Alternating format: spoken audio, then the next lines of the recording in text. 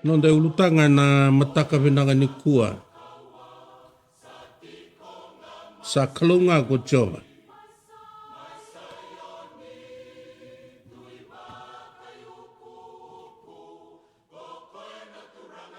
E nangauna e tundonu kina na nonde lako lako. E nandonu menda na pakatau de itaka. Ni sa kalunga ko choba. Pengau ni nindaki leda. E dandau lako do rumah. Menda pakande itaka tikunga. Ni sa kalunga ko choba. Nangauna e sole ka kina pakalelai. Nabika e dandau rawata. Menda pakatau de itaka tikunga. E na bulobongo sa kalunga ko choba. Kusanga e dua tale.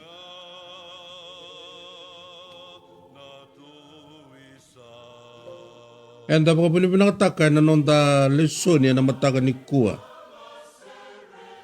Na nonda raida. Na nonda bola. Na bola tambu makawa. Na nonda pakataun de itaka ko laichea na nonda mbula paka profita. Na nonda tundei. Na itobo kene bola bala. Ndaung karabi kwa roro taikina na kalau. Pasandi na nga.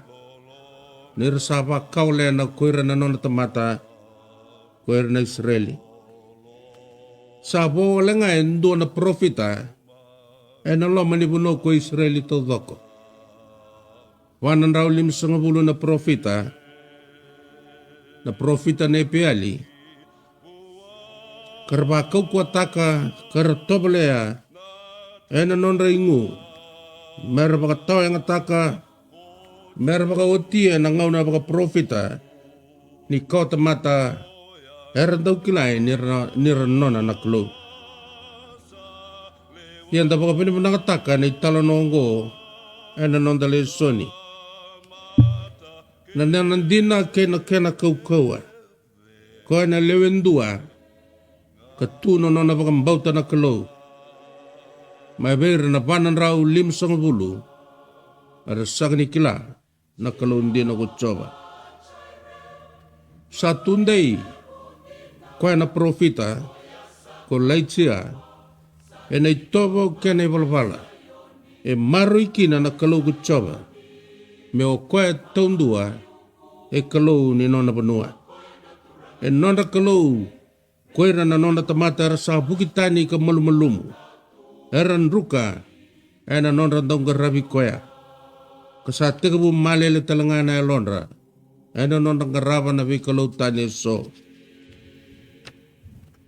Kasama kay tumbu na kaukawa. Ano nong raida na kenra wili na lewa na raw 50 na profita na ipeyali.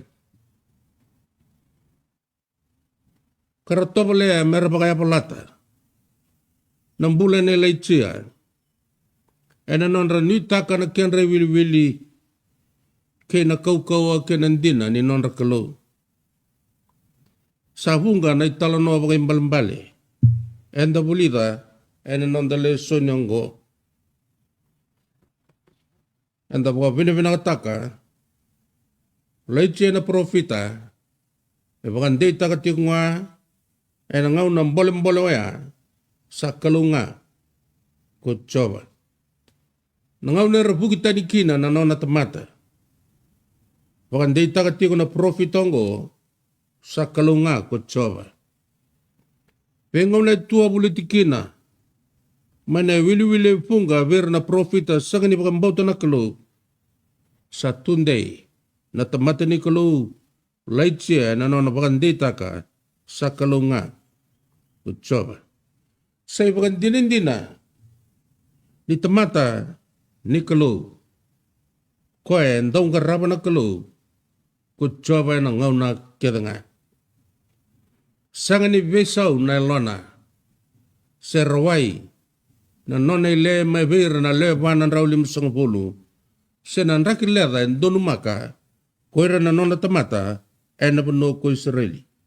Sa tunday, koe na profitongo, e na nona marrea, na nona bakan dina takatiko na kaluongo, e na kaketanga, e marrea ne alona. Kapukiko kina na nona ibunau, sa sanga ni tauluba, mai na utonan dina mai loma kena alona. Sapulai e na nona baka sama kena nona ibalabala. Sa tobalea, me marrea matua, ni sa kalau nga kutsoba, kalau ni nona banua, e kalau ni nona kautamata, e kalau dina ka kalau mbula, mai vera na vei kalau nei peali. E kalau e rani vosa, kalau e na sanga ni ngalu. Kalau e rani vakayato ka, e vakandei takatiko leitzea, ni kalau e veva kurumbu itaki, na nona takataka. Kemani na nonda ibaba ko solotu, endo na itabi lewu na itabi ndokai. Ni nonda talai, menda bakan dina taka na kalo, e na bebo nua kedanga enda mbula tiko kena. Menda bakan dina taka ni nonda kalo, e rani vosa, karawa ni takatakaado. Menda bakan dina taka ni oko e beba kurumbu itaki. Na nona takataka, se mani pakai vei, na nonra bukitani koira na nonda kautamata. Mersa tobole merongoleva na vikalu tani so.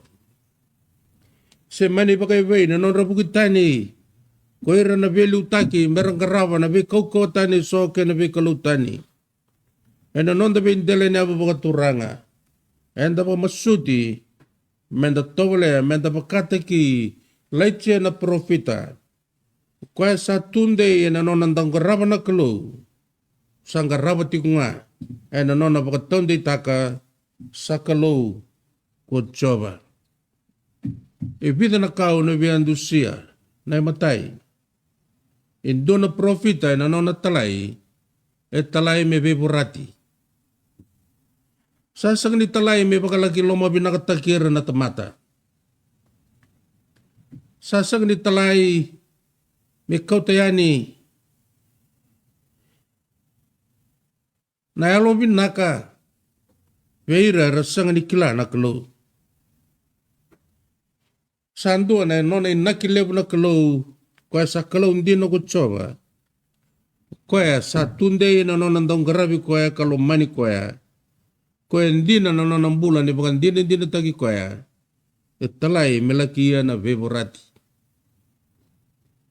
Sandua ng bolem-bole kinanonday lako-lako and ibingaw na doon makikina ibingaw ng butola ka ni nonda pura-pura o kanda na talay menda bakan din nataka sa kalaw nga ko tsoba menda porata na meda e nangaw na kedanga menda porata na itobo en daw basika kan daw yato kina na nonra bukitani koira na nonda ibaba ko slotu na nonra bukitani koira na lupenda may na itobo kene balabala en daw kilay kina na kena maroy na nonda mbula tambani o kenda na itaw kay na nonra bukitani koira na itambangone na ngaw na ni kuwa e na nonra bakang bimbi taka na tosu ni ngaw na kena yarangi ni bingarabi sa tegabu melulunga na nonda raida na yarangi en daw buka rogo taikina na nonda bula chiki ni nonda itobo sa bakay lulunga na nonda bewakani kay kenda na itumutumbu sa lulunga na nonda bewakani kay na nonda bubale e bakakina e lulunga na nonda bewakani kena kaya bakambauti daw buka rogo taikina na nonda bula pakai tau kei. En dua na inaki ni nonda lotu ke na nonda pakambauta na kalo. Menda lako ni menda beborati. Ke era tu mera be zonga ke na nonda pakan dina takatiko na kalongo. Ena be ngau na kedanga. Menda tundei menda kaku ni alo lai. Embalata Koya sa kalunga, koya anda bagan dini tagi koya. Enda lako na bukuna, menda borata, menda baga tau yang ataka, na kakeda nga, ena senga ni baga rogo taikina na kalo. Ena nonda bubali, ena nonda itobo, ena nonda ibalbala, ena nonda biwakani. Kemuni na wakango, ena mataka ni bulu bungo, induna ka, ena yanga menda baga tau ni taka. Enda talai menda beburati, kini bingon sala sa tobule me baka tau yang tagi kina na nonda bewe kani o kenda nonda tombeani na bunua ka soli to manda me nona na kelo menda marroya ni ongo dona ngon sala na tobulea me na baka dada ni kina na tau doko ni nonda ndo bata me baka tolu sebi na nonda bewe kani kina vika endo baka marngeti kina na numatiko ene matai ni baka samango na nona talai ko lai chena profita lebe borati kera erandau bukitani mai na beka ena maroi kina na nonda bewakani kani sai kongo na nonda sinai kina nonda putinau ni malmalumu na nonda bewakani kena kalau enda na rabua enda na malmalumu mai na nonda beborati kina beka sagni kilikili na mata ni kalo sabaka anda na paka mene kina vika bulangi kina nonde lako vika na sagni paka rogo tai kina na kalo muni alo binaka na lo muni bulo bongo muni tunde ni maraya ena no muni paka mbauta pa Kristo enda talai tiko menda porata na meda ena ngona kedanga maraya na no muni bewa kani kina kalo ni mara na nomuni biwakani keira na lewe ni nomuni bubale. Kachamba kani mbaleta na nonda biwakani koto kina na ibau. En maro ikina en dona benua. Nonda biwakani koto kina na isama. Enda na rawani na matana taka kina. Vika enda ungoroi kandokai. Membaleta na nonda mbula na itaukei. Ni alumatua. Ni marroya. Muni borata tikungana dha. Ni borata tikungani baka malu mutaka na bika. Ena sanga ni ndau baka rogo taikina. Nakalowe na nonandele ni habu. Ni baka tura tikunga. Muni indua na profita. Wakata kila itia. Sa kalunga. Ucaba. Ia. Na sala muni na borata kina. Na kaketa nga ongo. Muni tukuna. Na bosa ni kalau. Muni tukuna na bosa ni kalau. Ena cukup baturanga. Ni tukuna na bosa ni kalau. Kina banua. Tara di dilakina na nonda lako. Menda kaku ni ngalu. Ni ndau tukuna na bosa ni kalau. Mai vale. Ke tumbu sona ndaki leda ni nonda mbula baka vale. Ni alo matua. Ni bebo rati. Vatakana meda mbasika me bakadadana no nonda bebo kani. Tambo ni baka mata kena kalau ni tukuna na bosa ni kalau sa kalau nga ko coba merani bosa ena loma ni bikar ngalungo merani takaba na nona takataka beba kurumbu itaki merani bangaluiki na wili punga lebu kapakai buka rere ni nonde lako menda tundei ena bulan na nonda benua ena lingana nga na lewendua na tamata sa pakambauta kang karabana kelo ena nona bulan sando na italanoa tale na italanoa ngo ni panan rau 50 na profita ni peyali merabai sanga ke nanduanga na profita boboli mai na benua ko Israeli ilai na profita. Sando na italnoa reidia na baka sama ni tikinongo na kaukaua ni nonra baka pala kalau sangkai baka rota bero ko laitia mera kauta mai rua ng bul makau era takawa rua na itamadamu ni soro dua mera tara mera baka dorkina na nonra baka tambo soro me kaku ni baka ngataki na buko wanga enda baka binabinaka ena salawaya sa vakataklaki na kulaitia na nona porata na itobo kena ipalapala ni nona ngaraba na kalulas. Sabi baka matea ni dhambo ni soro kulaitia mana nona vakasama ni ngalu ena sangani bosa ena sangani baka dhora na dhaka viva kurumbuitaki na nona kalau ko peali. Anda baka binabinaka na mataka binani kuwa. Sanda buka kwaya na nonra itobo na tamata er baka mbauta na kalau lebu ko choba. Er talai mer vipurati gua endo na kair marroya na idhamada ni soro ay na nonra bula. Er marroya na utonra eloma elonra kay na nonra vakasama. Er kautiriki na nabana rauli misakavulu. Kina bunu koto kina na kaya baka mbauta ko laitsia. Nindaw baka yato kakina. Nakalugut choba, ay na non rambula, kuer na non tamata, ay na non rambula talanga, kuer na Israeli. Sa kinamalimbale, sa koto na damdamo ni soro, na viwa kani Weymouth City, ni tamata ang karama kapakambauta na kalu, ay na non mara me bakatakla kina na kalu, na non na tu mena porata o kwaya, na kalu bakatagi kwaya, na tamata, ersang ni mara kandoka, na nona bosa karsang ni bukan dini tagi ko etiko ay na nona rambula ay na ngaw na kedanga santo na ngaw na ni nona pala kalo era maswe na mataka lagi singa lebu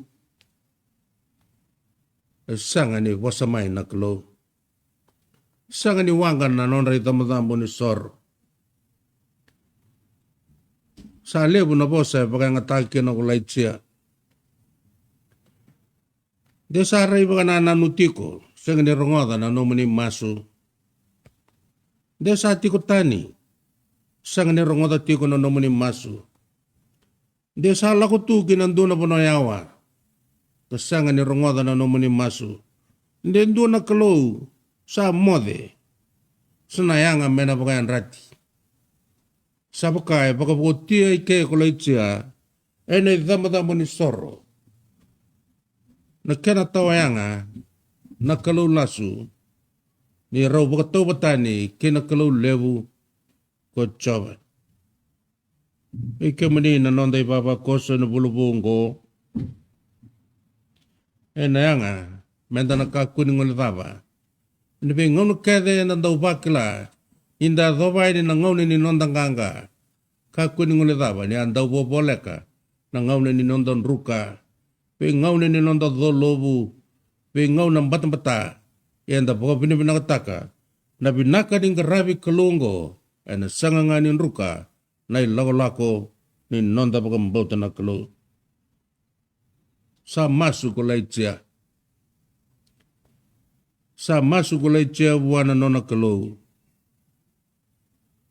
Sa kawe bakarumbuy taki. Ena non reda korna profita ne peali. Ni sa lutumay ng bukawanga kanramida.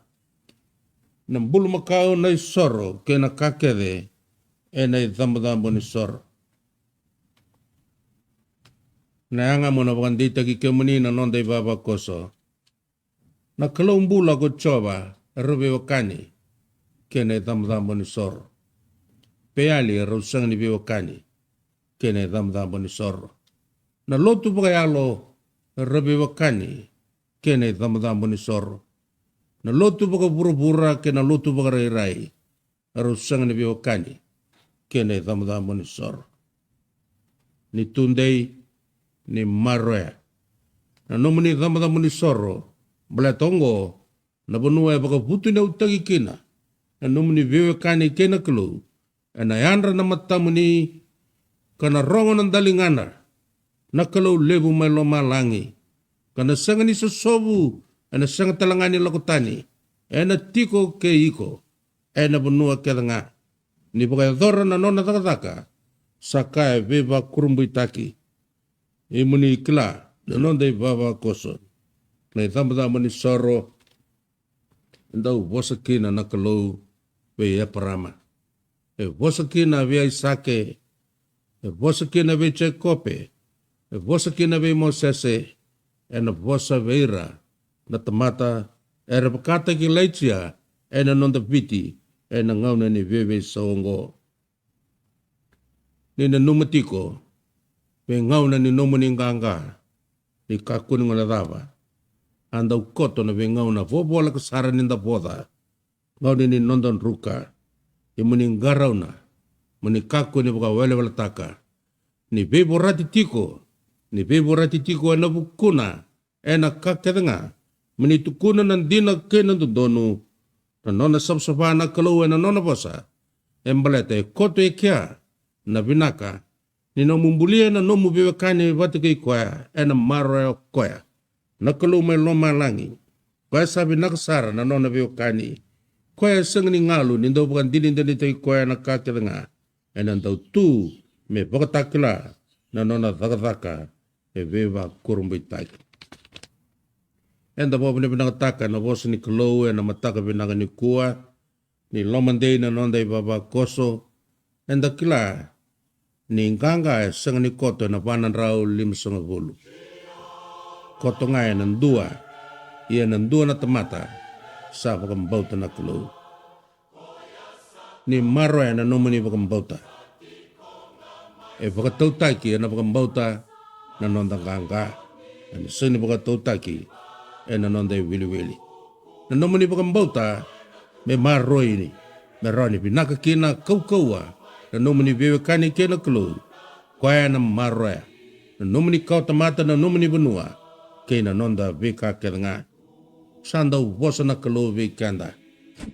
Na oti na ngauna bakana, na ngauti na ngauna, e domo i lebu kena kupura, e na oti na ngauna ni liwa ni rangi, na lutu ni kuru, na timi ni ase, sabaka nomundi na raki, sanggar ngoda ko leitse ni bosa bua, na kalau may na loma ni gar. Na ngauna, sa roso bukina ng domoy burburay na numbula, kunin na raw ni rongata. Nandomo malumu, ninda ubosa. Ena baka numundi, hindi na namuni baka bata.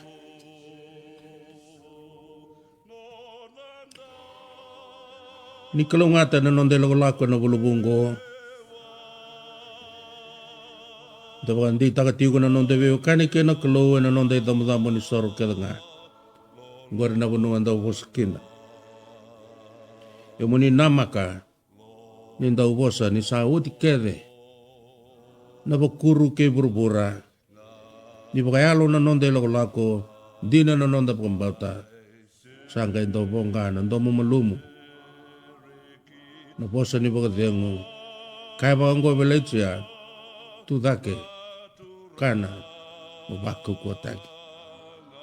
Bako kuataki na nonde bulan ni lako ni bulubungo. Anda kana na nonde tundei. Ena idamudambo ni soro. Ebi naka na nonda pakambauta.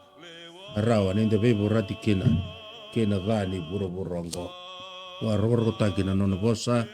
Lei nomuni na kalungata. Keke muni na samati kumai. Kalungata tsiko na nomuni mbula. Pengaravi kuningarava tiko. Kemam sabakan nuni binakatal tsungai ni. Peke muni na lubike mami. Peke mami na ibaba Cosma Melbourne. Victoria. Ena programu ngaravi tiko kina. Kemam sabakan nuni binakapi. Ni na thangin donu tiko. Na thangin alo tambu. Ngori me vonga tiko kina. Na nomini pakambauta na kalau ke na nomini benua. Na pakatumbura na salonggori. Na sala. Enda nangkaka kina. Na nonde lako.